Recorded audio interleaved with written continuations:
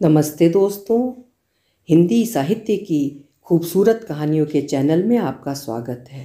आज सुनिए मेहरुन्निसा परवेज़ जी की लिखी हुई कहानी लाल गुलाब।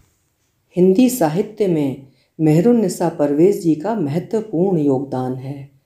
उनकी लिखी कहानियों में वो चुंबकीय शक्ति है कि साधारण से साधारण जन भी उनकी कहानियों की ओर खिंचा चला आता है, क्योंकि उनकी भाषा बहुत ही सहज, सरल और बोधगम्य है। तो शुरू करते हैं आज की कहानी लाल गुलाब। वो सुबह उठ गई थी। घर के दरवाजे खिड़की खोलते ही यूकलिप्टस की तेज मादक गंध ने उसे भीतर तक भिगो दिया। आंधी पानी ने यूकलिप्टस के ऊंचे ऊंचे पेड़ों को एकदम नंगा कर दिया था। पत्तियां चारों ओर बिखरी पड़ी थीं। उनकी गंध हवा में समाई हुई थी। मोगरे के फूलों, जड़ी बूटियों और पत्तियों की सौंधी महक भी उसमें शामिल थी। उसने जोर से सांस खींचकर उस मोहक गंध को अपने भीतर खींचा। लगा जैसे उसे बहुत आराम, सुख और राहत सी मिली है। यह 28 अगस्त की भोर थी। लगातार 2-3 माह से सूरज की तपन के बाद पानी हफ्ता भर बरसकर आज थमा था। धूल भरी आंधी और तेज झंझावात के साथ पानी की बूंदें सरककर धरती पर दौड़ी थीं। गर्मी से झुलसे लोगों ने पहली बार ठंडक से चैन की सांस ली थी। तेज गर्म हवा के थपेड़ों के बाद तेज हंदड़ के साथ बूंदाबांदी हुई थी, जो बाद में तेज बारिश में बदल गई। काले बादलों ने भी जैसे शहर के ऊपर अपना तंबू डालकर डेरा गाड़ दिया था। बिजली की चमक और बादलों की गड़गड़ाहट ने सारी धरती को कपा दिया था। शहर का जनजीवन अस्त व्यस्त हो गया था। घरों के छप्पर उड़ गए थे। कहीं कहीं बड़े बड़े पेड़ धराशायी होकर सड़कों पर आ गए थे। शहर की बिजली व्यवस्था कहीं कहीं ठप हो गई थी। भयभीत बगुले तथा पक्षी आकाश में चीखते भाग रहे थे। पक्षियों का कोलाहल तेज हो गया था। मौसम ठंडा हो गया था। चारों ओर अभी भी पानी ही पानी दिख रहा था। बड़े बड़े पेड़ अभी भी घुटने घुटने पानी में डूबे खड़े थे। पानी अभी नहीं बरस रहा था, परंतु बाहर का सारा दृश्य पानी से सराबोर था। आज उसके स्वर्गीय बेटे समर का जन्मदिन था। आज वही सौभाग्यशाली दिन था जब वो बेटे की माँ बनी थी। आज से 18 बरस पहले जब वो भोर आई थी, और उस भोर में और आज की भोर में कितना अंतर था। कितनी सुहावनी भोर थी वो। लगा था जैसे सारा संसार उसकी खुशी में शामिल है और नगाड़े बजा रहा है। परंतु अब लग रहा है कि आज की ही तरह उजड़ा बेरौनक उसका भाग्य है। काल की अंधड़ आंधी ने उसके जमे पैर उखाड़कर उसे भी सड़क पर धराशायी वृक्ष की तरह फेंक दिया था। उसके सपने भी ऐसी पत्तों की तरह झड़ गए थे और वो नंगी उघाड़ी होकर रह गई थी। आज तो कब्रिस्तान जाना है। 2 दिन से वो खुदा से दुआ कर रही थी कि पानी थम जाए। खुदा ने वैसे तो कभी भी जीवन में उसकी बात नहीं सुनी। जो चाहा या कहा ठीक उसका उल्टा हुआ था। बेटे की बीमारी के समय उसने न जाने कितनी प्रार्थनाएं की थीं, कितनी अर्जी लगाई थीं, कितने करार किए थे कि वो ये करेगी, वो करेगी, परंतु खुदा को तो अपनी मनमानी करनी थी और उसने वही किया। आज जाने कैसे उसने सुन लिया था और पानी रुक गया था। धुली पोंछी, साफ सुथरी, भीगी भीगी, बिना पानी वाली भोर आज उसके द्वार पर दस्तक दे रही थी। नहा कर वो तैयार हो गई। पति से जल्दी तैयार होने का आग्रह करने लगी। वो जल्दी से बेटे की कब्र पर जाकर फूल रखना चाहती थी। पति ने उठकर खिड़की के बाहर ताकते हुए कहा, कब्रिस्तान कैसे जा पाएंगे, वहाँ तो पानी ही पानी भरा होगा ना। तो वो एकदम बिफर गई। लगा सारा धैर्य छूटा जा रहा है। पानी बरस गया तो क्या हम बेटे की कब्र पर नहीं जाएंगे? आज उसका जन्मदिन है। हर दिन की अपनी अहमियत, अपनी महक होती है। उसे दूसरे दिन नहीं किया जा सकता। उसके तीखे स्वर में बोले गए तर्क पर उन्होंने कोई उत्तर नहीं दिया। उसे भी अपने स्वर पर आश्चर्य सा हुआ। इधर जब से बेटा नहीं रहा वो अधिक चिड़चिड़ी हो गई है। विषय भी तो ऐसा है जिस पर कोई तर्क वितर्क नहीं होता। ये विषय तो केवल आस्था और मन से जुड़ा है। वो तो सुबह तड़के ही उठ गई थी। सत्य तो ये था कि वो रात भर सोई ही नहीं थी। सारी रात बिस्तर पर पड़े पड़े भोर के होने की आहट लेती रही थी। बेटी को भी जल्दी से जगा दिया था।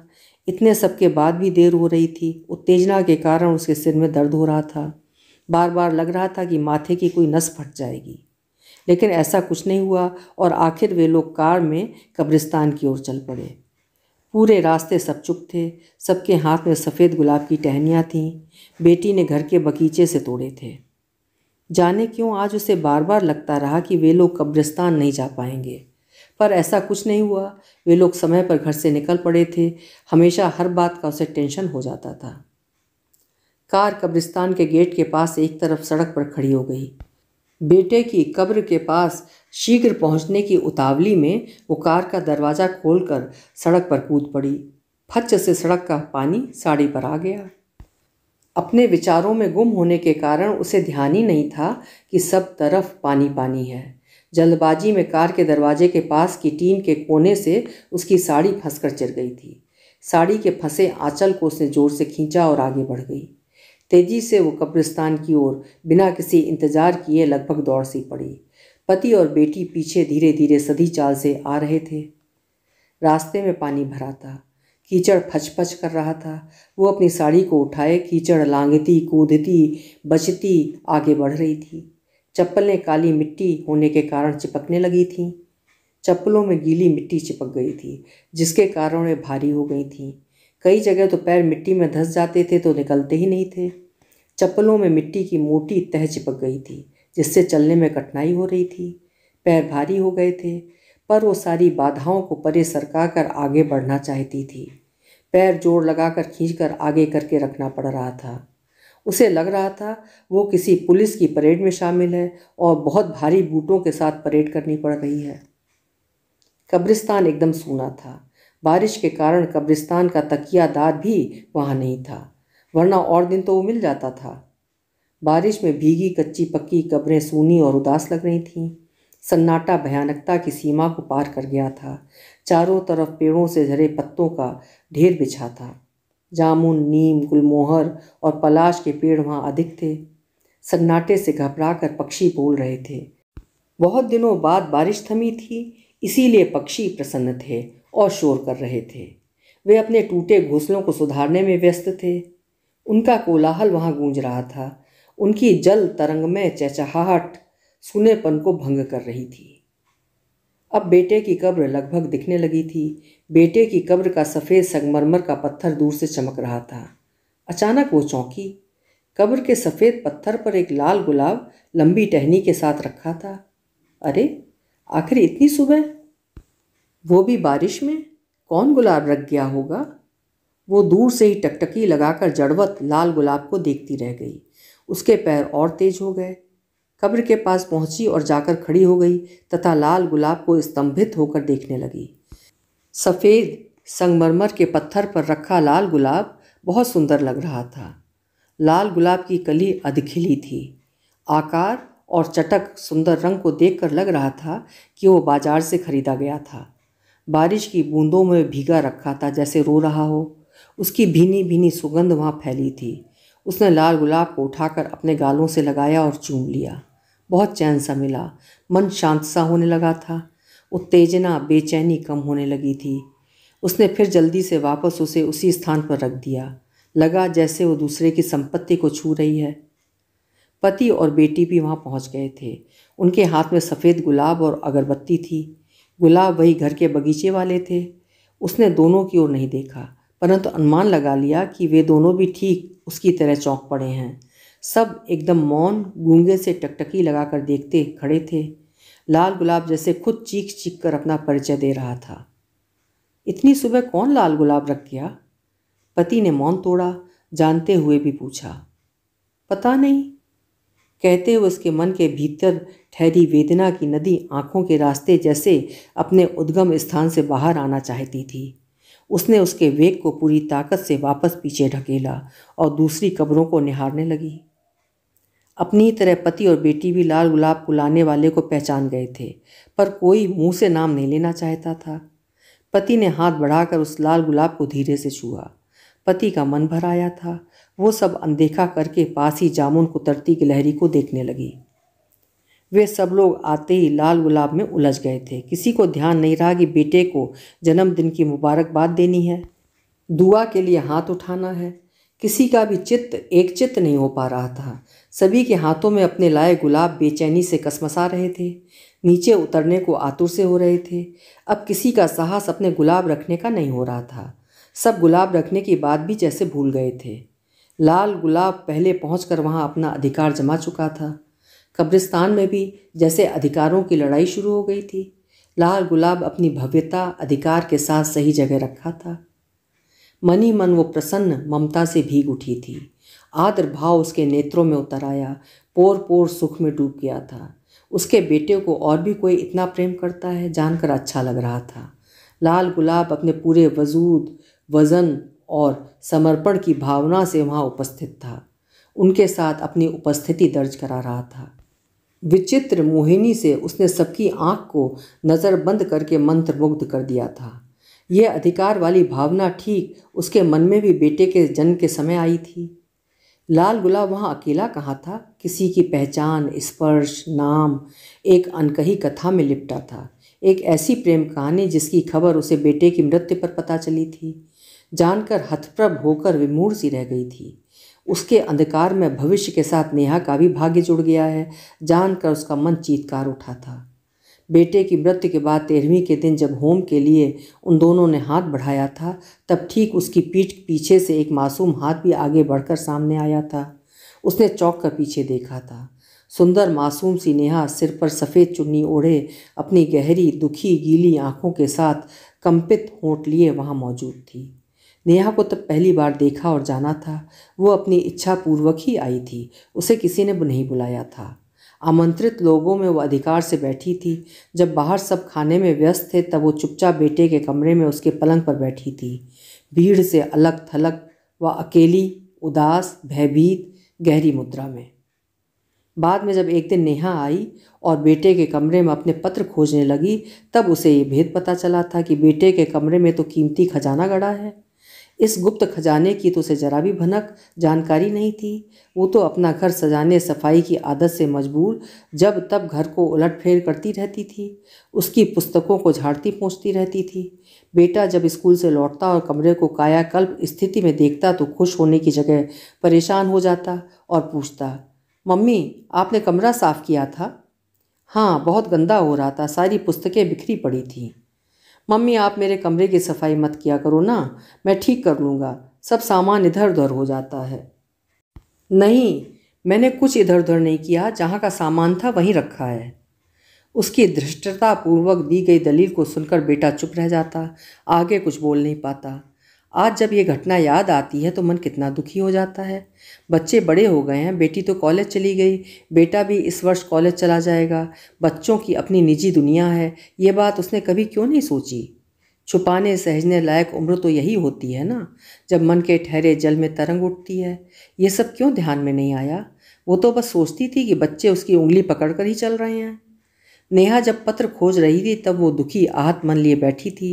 लगा था उसके अधिकार छोटे कर दिए गए हैं। वो कैसी माँ थी, बच्चों की बातें तक पता नहीं थी। नेहा को भी नहीं जानती थी। दोनों 12वीं कक्षा में साथ पढ़ते हैं, ये भी नहीं जानती थी। 10वीं कक्षा से दोनों एक ही क्लास में पढ़ते थे, कभी दूसरे सेक्शन में भी नहीं गए। लड़ लड़ कर टीचर से एक क्लास ले लेते थे। दोनों के जीवन में पहली बार प्रेम के बौर का अंकुर फूटा था। प्रेम के अद्भुत आकर्षण में दोनों बंध गए थे। एक दिन नेहा उसके पति से समर की बीमारी की बारीकी से जांच पड़ताल कर रही थी तो पति भी उसके लगातार प्रश्न तथा जिरह से परेशान होकर हक्के बक्के रह गए थे। पति ने सोचा नहीं था कि बेटे की मृत्यु के बाद उन्हें किसी को हिसाब किताब देना होगा।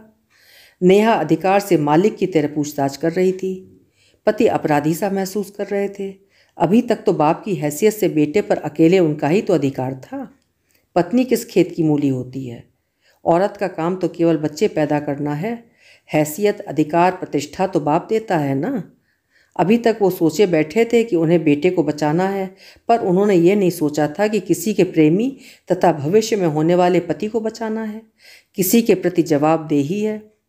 देर तक बात होती रही और अंत में नेहा ने अपने आंसू दुपट्टे से पोंछे और बहुत हताश होकर कहा था, अंकल भोपाल का तो कोई अस्पताल अच्छा नहीं है। आपको तो समर को तुरंत दिल्ली ले जाना था ना, आपने यहाँ 8 दिन क्यों खराब किए।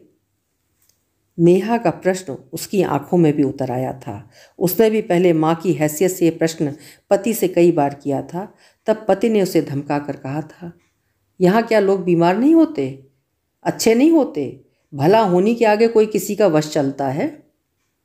नेहा बेटी, होनहार को कैसे टालें, कितनी कोशिश तो की, नसीब में ही नहीं था ना। पति ने उदास थके शब्दों में उत्तर दिया। तब उसने चौंक कर नेहा को देखा था। काश नेहा दिल्ली आ जाती तो शायद सब ठीक हो जाता। कहते हैं सब अधिकारों के ऊपर एक अधिकार होता है, प्रेमिका का।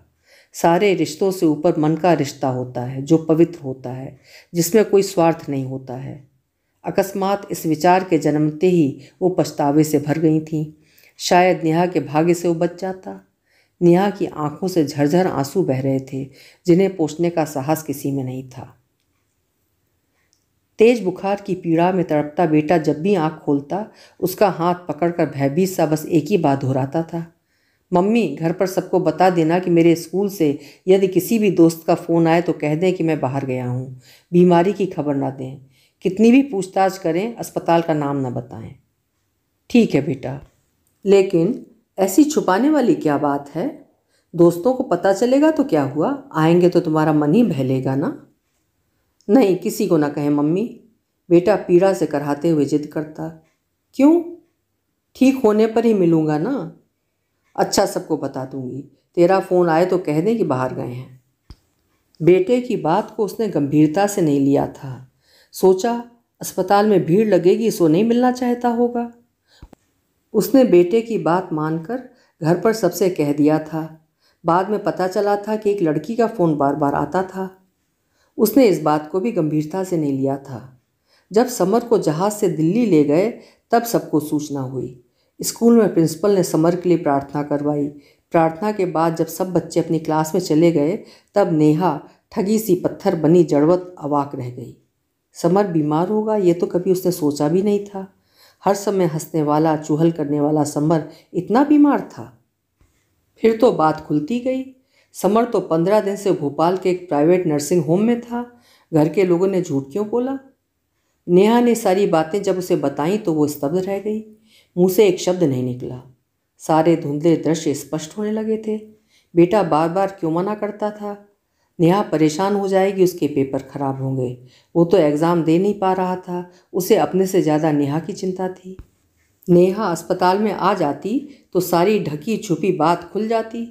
बेटा अपने प्रेम को उजागर नहीं होने देना चाहता था। बीमारी में भी भय, आतंक उसे परेशान किए था। नेहा क्या कहता था समर? आंटी कहता था हम लोग 12वीं पास करके पूरे 5 साल नहीं मिलेंगे, डिग्री मिलेगी तब, फिर कोई कुछ नहीं कहेगा। कौन मना करता? क्या उसे मुझ पर विश्वास नहीं था? मैं तो तुरंत हाँ कह देती ना। आंटी आप पर तो था, अंकल से डरता था। कहता था बिना डिग्री लिए पापा शादी नहीं करने देंगे। मम्मी तो हर बात में हाँ बोल देती है। मम्मी को मनाना तो बाएं हाथ का खेल है। अपने जीवन की कितनी बातें वो बच्चों को बताती रहती थी। बच्चे उसके हमराज, दोस्त सब थे। एक दिन वो अपनी शादी की बात बता रही थी कि दिल्ली में जब वो और पापा शादी के लिए कोर्ट गए तो दोनों बहुत घबराए हुए थे। वो भूतनी सी घबराई सिकुड़ी बेंच पर ऊपर पैर करके बैठी थी। मामूली से सलवार कमीज पहनी थी। पापा भी सफ़ेद कुर्ता पजामा पहने थे। जब भीतर उन्हें बुलाया गया तो पापा ने उसका हाथ पकड़कर भीतर ढकेला था। अफसर ने दोनों को ऊपर से नीचे तक देखा, फिर पेपर देखा और पापा से बोला, आज आपकी शादी है, कम से कम आज तो आप दोनों अच्छे से तैयार होकर आते ना, आप तो अधिकारी हैं। हम दोनों कॉमरेड हैं, पति ने बताया था। उसने घबरा कर पति को देखा और जोर से नहीं में सिर हिलाया था। वो बताना चाहती थी कि वो कॉमरेड नहीं है, लेखक है और सरकारी संस्थाओं में अच्छे पदों पर है, पर पति ने आंखों में उसे डपट दिया था और वो सहम कर चुप रह गई थी। उसकी घबराई हालत देखकर अफसर उसे गांव की देहातन समझ रहा था। उसकी बात सुन सुनकर दोनों बच्चे खूब हंसे थे। अच्छा मम्मी, पापा ने आपको कुछ भेंट दिया था?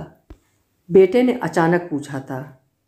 कुछ भी नहीं दिया, मैंने मांगा भी नहीं कभी। मगर पापा को तो आपको खुद ही अंगूठी साड़ी देना चाहिए था ना, बेटा बोला। बेटे की बात पर वो हंस दी और मन ही मन चकित हुई। ये बात खुद उसने कभी क्यों नहीं सोची? सच वो कितनी बुद्धू थी, उससे तो कहीं ज़्यादा चतुर दुनियादार आज के बच्चे हैं। एक दिन बेटा अचानक अपने पापा से बोला था, पापा आपने शादी के समय और बाद में भी कभी मम्मी को अंगूठी, मंगलसूत्र वगैरह क्यों नहीं दिया? आपके घर वालों ने भी कभी गहना साड़ी नहीं दिया, ऐसा क्यों? देना चाहिए ना, देने से रिश्ते गहरे होते हैं, तभी तो लगता है आपने सामने वाले को अपनाया है। हम लोग कॉमरेड हैं, पति ने अपनी पुरानी बात को दोहराया। कॉमरेड आप हैं, मम्मी नहीं। क्या कभी दूसरों के मन की खातिर हमें कुछ नहीं करना चाहिए? क्या कॉमरेड लोगों के भीतर इच्छा नहीं जगती? पति दंग घूर कर उसे देखा। सोचा सारी पट्टी उसकी सिखाई हुई है। बेटे की बात सुनकर वो बाहर से भयभीत होते हुए भी भीतर से अवाक रह गई थी। बेटा कितना समझदार जिम्मेदार हो गया है। उसके मन के भीतर के मौन प्रश्नों को आज वो अपने शब्द दे रहा था। उसके लिए बेटा मोर्चा ले रहा है, उसकी पैरवी कर रहा है। आनंद से उसकी आंखें भर उठीं, मन गदगद हो उठा था। बेटे का नाम समर क्या उसने इसीलिए ऐसे ही रखा था? उसे पता था वो खुद कभी अपनी लड़ाई नहीं लड़ सकी, इसलिए बच्चों के रूप में अपने जीवन संघर्ष के लिए सेना इकट्ठी कर रही है। उसके जीवन के युद्ध के सेनापति दोनों बच्चे हैं। उसकी शक्ति, आत्मबल, ऊर्जा सब वही हैं। सारा जीवन वो मूक बधिर रहकर जीवन की त्रासदी को सहती आई है। सारे जीवन वो कमज़ोर बनी रही। सभी ने अपने आदर्श, रिश्तों, अंधविश्वास, मर्यादाओं को बिना उसकी इच्छा जाने उस पर लादा। जीवन के दुखों को भाग्य का लेखा समझकर स्वीकारती रही थी, पर आज बेटे को अपनी तरफ खड़ा देखकर वो दंग थी। लगा सारा संसार ही उसके पक्ष में खड़ा हो गया है। एक दिन जब वो अपनी गोदरेज की अलमारी सहेज रही थी, तब बेटा उसके पीछे आकर खड़ा हुआ था। उसके पद शब्द को जानकर उसने मुड़कर देखा। वो देर तक चुप खड़ा रहा। मम्मी, क्या लड़कों को चेन पहननी चाहिए? हाँ, क्यों नहीं, आजकल तो सभी पहनते हैं। तो मुझे कोई अपनी एक चेन दे दो। बहुत अधिक प्रसन्नता हुई। चलो, बेटे ने कुछ तो कभी मुंह खोल कर मांगा। उसने बेटे के गले में सोने की पतली सी चेन डाल दी। बाद में अपनी व्यस्तता के कारण देख नहीं पाई कि वो पहन रहा है या नहीं। जब बेटे की मृत्यु के बाद नेहा ने यह चेन कहकर लौटाई कि आंटी इसे अपने पास रखो, जब कुछ बन जाऊंगी, दूसरों को उत्तर दे पाऊंगी, तब ले जाऊंगी। अभी सहेज नहीं पा रही। आंटी समर चाहता था कि मैं अपना अच्छा कैरियर बनाऊं, अब तो बस उसकी इच्छा को जीवित रखना है। वो हतप्रभ होकर विमूढ़ सी रह गई। शरीर बर्फ की सिल्ली सा ठंडा बेजान सा पड़ गया था। बेटे के मन की आहट भनक वो क्यों नहीं ले पाई? क्यों अपने कामों में इतना अधिक व्यस्त रही? बेटे ने चेन अपने लिए नहीं, किसी और के लिए मांगी होगी, ये विचार क्यों नहीं मन में आया? आंखों से अविरल अश्रुधारा बहती रही। उसका आंचल भिगोती रही। आंखों के आगे की धुंध छटी भी तो कब, जब बेटा नहीं रहा। बेटे के मन की दीवार पर कान लगाकर वो क्यों नहीं उसके भीतर का कुछ सुन सकी? बच्चे की भूख से तो माँ की छाती में दूध भर जाता है, फिर वो अपने बच्चों की ज़रूरतों को, आवश्यकताओं को क्यों नहीं समझ पाई? उसे लगा जैसे उसका पूरा शरीर काट का टुकड़ा होकर रह गया है। शरीर की सारी चेतना शून्य हो गई है। शरीर जड़ सा हो चुका है। हाथ उठाने की भी शक्ति नहीं रही थी जैसे। मुंह से एक शब्द नहीं फूटा। गूंगे की तरह वह बस टुकुर टुकुर देखती रह गई। पहले भी अंधकार था, पर इतना नहीं। अब तो जीवन में घुप काला अंधकार है चारों तरफ। वो कितनी भाग्यहीन, अभागिनी माँ थी। उसने अपना सिर झुका लिया। आंसू आंचल भिगोते रहे। जीवन में क्या मिला? जीवन के पीछे इतना नंगे पैर दौड़ कर देख लिया, कहीं सुख नहीं। सभी ने केवल उसे कठपुतली की तरह नचाया। बच्चों ने ही तो उसे सुख प्रेम दिया था। वही तो उसकी संपत्ति संपदा थे। जीवन की गर्म रेत पर चल चल कर उसके तलवों में घाव हो जाते थे। तब ठंडी हवा का झोंका बच्चों की ओर से ही तो आता था। उसकी ज़रूरत किसी को नहीं थी, बस बच्चों को उसकी आवश्यकता थी। बेटा जब पैदा हुआ था तब प्राइवेट कमरे में उसे शिफ्ट करवा कर पति घर चले गए थे। हफ्ते भर तक नहीं आए थे। वो अपने सरकारी प्रशासनिक कार्यों में बहुत अधिक व्यस्त हो गए थे। उनके निकट के लोग उनकी ओर से उसे तरह तरह के तर्क देकर समझाते थे। वो व्याकुल बेचैन हो उठती थी। संदिग्ध भाव से वो दरवाजे की ओर ताकती रहती थी। सारी सुविधाएं उसके इर्द गिर्द थीं। देखभाल के लिए दफ्तरी लोगों की भीड़ सी थी, पर वो तो पति को अपने निकट देखना चाहती थी। कोई बताता वो अधिक व्यस्त हैं, कोई कहता उनके परिवार के सभी लोग समाचार पाकर गांव से आए हैं, वो उनकी व्यवस्था में लगे हैं। उसे विश्वास, आस्था जगी थी कि पति के परिवार के लोग जो उनके अंतर्जातीय विवाह के कारण नाराज रहते थे, अब बेटे की मां बनने के बाद उसे सम्मान देंगे। वो पारिवारिक और सामाजिक प्रतिष्ठा पा सकेगी। कुलवधू के रूप में न सही, बेटे की मां होने की मर्यादा वो पा सकेगी। लांछन और अपमान तो वो सहती आई थी, परंतु अब गौरव पा सकेगी। परंतु हफ्ता भर बाद भी जब पति के घर के लोग उसे तथा बेटे को देखने अस्पताल नहीं आए तो वो घबरा उठी। अस्पताल से वो तुरंत घर लौटना चाहती थी। अचानक उसके इस निर्णय से सब चकित थे। सबने समझाया, कहा साहब आएंगे, उनके साथ ही चलेंगे, घर फ़ोन कर लेते हैं, पर उसने किसी की एक न सुनी। बेटे को गोद में उठाया और बेटी की उंगली पकड़कर दूसरे अधिकारी की जीप में बैठकर घर आ गई। वो घर में पति के सामने, पति के परिवार के सामने अपने वजन, वजूद और अधिकार के साथ खड़ी थी। तब पहली बार लगा था कि वो एक बहुत बड़े साम्राज्य की मालकिन बन गई है। बेटे ने उसे सारे अधिकार, वैभव, संपदा की अधिकारिणी बना दिया था। वो एक राजमाता का पद पाकर गदगद थी। जीवन में चाहे कितना ही सबने उससे उसके अधिकारों को, कद को छोटा करना चाहा था, पर अब वो अपना बाकी जीवन माँ बनकर काट सकती है। कभी बहू का सम्मान नहीं दिया, पर अब बेटे की माँ होने का सम्मान तो ससुराल वाले देंगे ही। बेटे पर कितना विश्वास, भरोसा था उसे। बेटे की मृत्यु के 2 माह बाद जब एक दिन वो उसकी अलमारी जमा रही थी, तब छोटी छोटी कितनी चीज़ें निकली थीं, जिसमें बेटे का एक पर्स भी था, जिसे वो हमेशा अपनी पैंट में रखता था। पर्स खोलकर देखा तो उसमें 50 का एक नोट, 10 का नोट, 5 का नोट और कुछ चिल्लर रखे थे। रुपयों को हाथ में लेकर देर तक वो देखती रही थी। बेटे की ये अपनी निजी पूंजी थी। कभी उससे रुपए मांगता था और बचे रुपए उसी के कहने पर पर्स में रख लेता था। अभी पिछले महीने तो उसने उससे 100 रुपये मांगे थे। पूछने पर बताया था कि दोस्त का जन्मदिन है, कार्ड लेना है, कुछ गिफ्ट भी देना है। दोस्त नेहा है, उसे पता नहीं था। ऐसे ही कभी कभी के खर्चों से बची वो राशि थी। उसकी आंखों के आंसू टप टप हथेली पर टपकने लगे।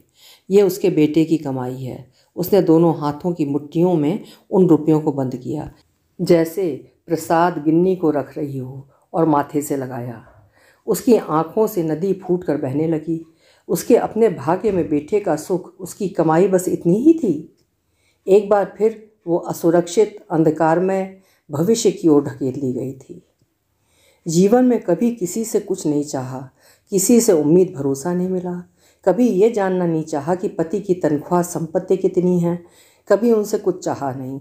हमेशा अपनी कमाई पर ही भरोसा रखा। बचपन से मेहनत करके अपनी कमाई करने की उसे आदत थी। लेकिन इधर वो बार बार कहने लगी थी कि उसे बेटे की कमाई की इच्छा है, चाहत है। वो बेटे की कमाई से अपने लिए ज़रूर कुछ ना कुछ खरीदेगी। बस उस दिन को देखने को जिंदा रहना चाहती थी।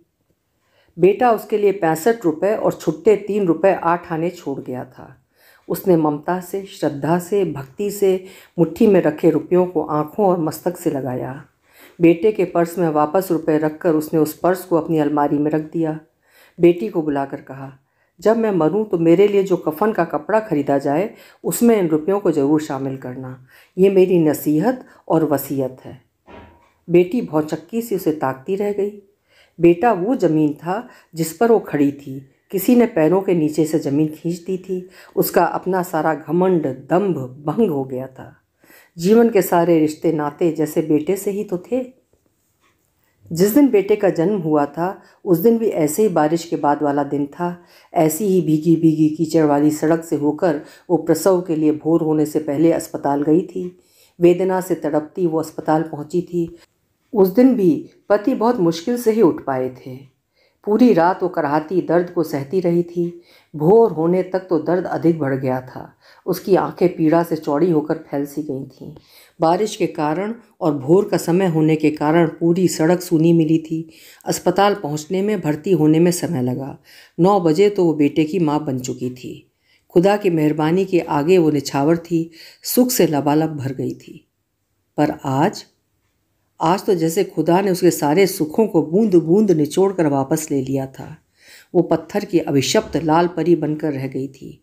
मन से आस्था, विश्वास, आसक्ति सब समाप्त हो चुकी थी। वो ऊसर धरती बन गई थी। जीवन के सारे सपनों में आग लग गई थी। सब भस्म हो चुका था। जिंदगी ने हमेशा उसे पछाड़ा था। बेटे के दुख ने तो उसे ऐसा झकझोर दिया था कि सारे पत्ते, कच्चे फल तो झड़े ही थे, साथ ही वो जड़ों के साथ उखड़ कर फिक गई थी। जीवन के युद्ध ने उसे परास्त कर दिया था। स्मृतियाँ थीं कि पीछा ही नहीं छोड़ती थीं। अब इन्हीं स्मृतियों के सहारे तो जीवित रहना है। बीती स्मृतियों के ढेर सारे भूतों ने उसे घेर रखा था। उसने जबरन हाथ बढ़ाकर उनके चंगुल से अपने को बाहर खींचा। स्मृतियों को हाथ बढ़ाकर परे ढकेला, अपने को स्वतंत्र किया। इतने से ही वो बुरी तरह थक गई थी। माथे पर पसीना छलक उठा था। उसने साड़ी के आंचल से अपने मुंह पर पोंछा सा लगाया। घर से जल्दी निकलने की हड़बड़ी में वो रुमाल लेना भूल गई थी। उसने अपने हाथ के गुलाब को बेटे की कब्र के नीचे धरती पर रख दिया। उसकी देखा देखी पति और बेटी ने भी अपने हाथ के गुलाब नीचे धरती पर रख दिए। उस लाल गुलाब की बराबरी करने की किसी में हिम्मत नहीं थी। बेटी ने अगरबत्ती सुलगाई। एक पूरी माचिस खत्म करने पर ही अगरबत्ती सुलग पाई। बारिश के कारण माचिस सील गई थी। वे लोग लौटने में सब आगे थे। वो सबसे पीछे चल रही थी। आए थे तब वो सबसे आगे थी। वो बहुत धीरे धीरे सदकर चल रही थी। अब उसे कहीं जाने की जल्दी नहीं थी। आखिर अब जाना भी कहाँ था। जीवन की सारी आभा शोभा चहल पहल तो बेटे के कारण ही थी। बेटा वो धुरी था जिसके इर्द गिर्द वो जहाज के पंछी की तरह मंडराती थी। कब्रिस्तान की दीवार के पार का संसार तो अब उसके लिए अपरिचित हो गया था। परिचित तो अब कब्रिस्तान की दुनिया थी। वो अक्सर कब्रिस्तान आती है, आकर वहाँ बेंच पर देर तक बैठी रहती है। कब्रिस्तान की सब गतिविधियों को वो जानती है। कौन सी नई कब्र बनी, कौन सी कब्र के सिरहाने के पत्थर पर क्या नाम लिखा है। कब्रिस्तान में आने जाने वालों को पहचानने लगी थी। वे भी उसे जानने पहचानने लगे हैं। भोपाल शहर में कब्रिस्तान जाने वाली वो पहली औरत है। मुसलमानों में कब्रिस्तान में औरतों का जाना सख्त मना है। ढेर सारे लोगों ने विरोध किया, खुदा के कहर से उसे डराया। उसकी इस हरकत पर बहुत चर्चा हुई। लोग कब्रिस्तान में ही आते समय रोक रोक कर टोकते, पर वो नहीं मानी। अब खुदा के किस कहर से वो डरेगी। इससे बड़ा सदमा और क्या होगा। क्या मौत बेटे और माँ के रिश्ते को तोड़ सकती है। किसी ने डर दिखाया, गेट पर ही रोक देंगे, भीतर घुसने नहीं देंगे तब। लेकिन किसी मुसलमान ने उसे गेट पर नहीं रोका और ना ही किसी ने चोट पहुंचाने की कोशिश की। वो तो हर सजा और दंड के लिए पहले से तैयार थी। हर शर्त और यातना सहकर भी वो बेटे की कब्र पर जाना चाहती थी। धीरे धीरे सभी मुसलमानों ने उसे वहाँ देखने की आदत बना ली। एक माँ बेटे की कब्र पर बस दुआ करने के लिए ही तो आती है, और उसे अब क्या चाहिए। माँ तो हर एक की होती है। उसे रोकना तो अपनी माँ को रोकना था। माँ का दर्जा तो इस्लाम में बहुत ऊंचा था। माँ से बदतमीज़ी करना तो एक अपराध होता जो कभी क्षमा नहीं किया जाता। जीवन में उसने ढेर सारे घाव, दुख, परेशानियाँ देखी व झेली थीं, और अंत में अपने जवान बेटे की लाश को भी देखा। अपने आंचल से मृत बेटे के चेहरे को भी पोंछा था। अब खुदा से कहने सुनने के लिए क्या बचा था। अब तो दुआ के लिए हाथ भी नहीं उठते थे। मान लिया, समझ लिया, अपने भाग्य की पराजय को स्वीकार कर लिया था। खुदा के पास उसको देने के लिए अब कोई सुख नहीं था। क्यों मांग कर उसे लज्जित करे। बेटे के जीवन के 18 बरस जीवन के सुख सौभाग्य के सुनहरे पृष्ठ थे। पीछे मुड़कर उसने बेटे की कब्र को देखा। पलट कर वो खड़ी हो गई। कब्र पर रखा लाल गुलाब दिख रहा था। सुर्ख लाल गुलाब खून के रंग का था। वो देखती रही। बूंदाबांदी फिर से शुरू हो गई थी। बारिश की मोटी बूंदें टपकने लगी थीं। शायद उनके कब्रिस्तान में आने के लिए खुदा ने अब तक बारिश को रोक दिया था। बाहर सड़क पर कार में सब बैठ गए थे, उसका इंतज़ार कर रहे थे। वो धीरे धीरे आगे बढ़ी। घर से चलते समय तो बारिश के आने का भय था, वो समाप्त हो चुका था।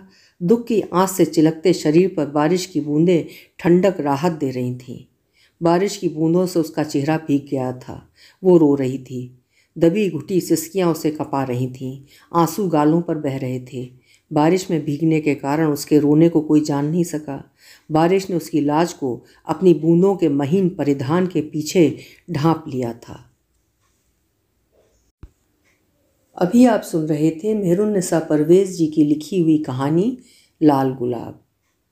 कहानी एक माँ की व्यथा कथा थी। कहानी आपको कैसी लगी कमेंट बॉक्स में ज़रूर लिखिएगा। फिर मिलेंगे। आपका समय शुभ हो, मंगलमय हो।